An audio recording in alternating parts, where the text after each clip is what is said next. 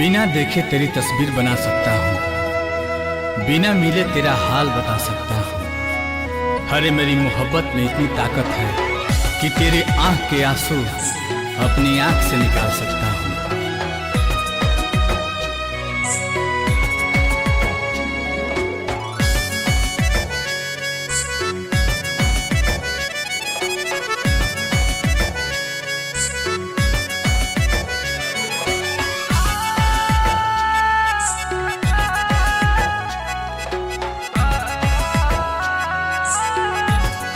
बिछड़ के को पल तोहसे जियल नइखे गवारा हो।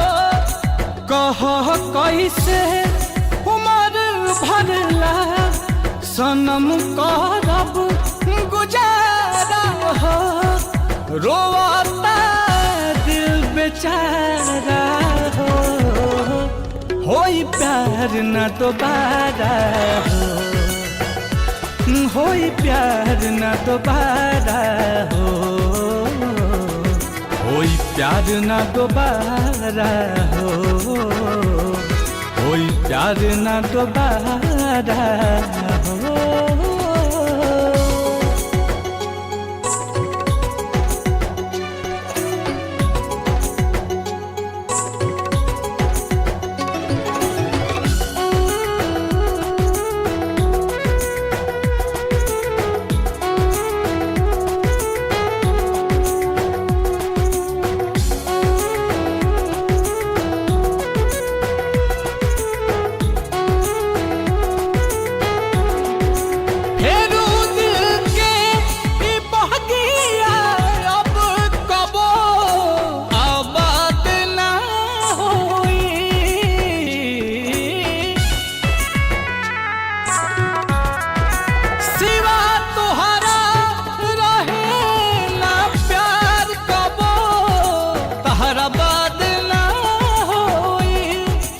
अचानक के सब खत्म भइल, ना बुझ पैली सारा हो।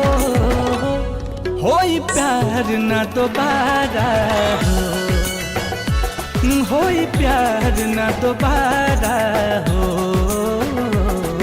होई प्यार न दोबारा हो, होई प्यार न दोबारा हो।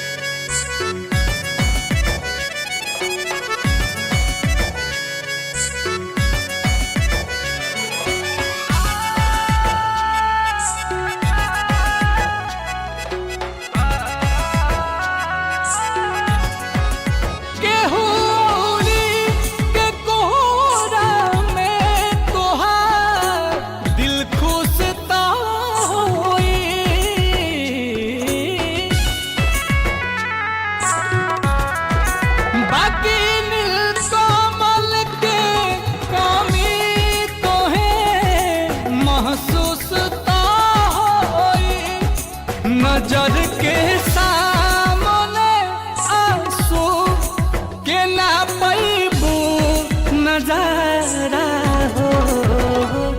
होई प्यार न दोबारा हो, होई प्यार न दोबारा हो, होई प्यार न दोबारा हो, होई प्यार न दोबारा हो। Presented by Adi Shakti Films।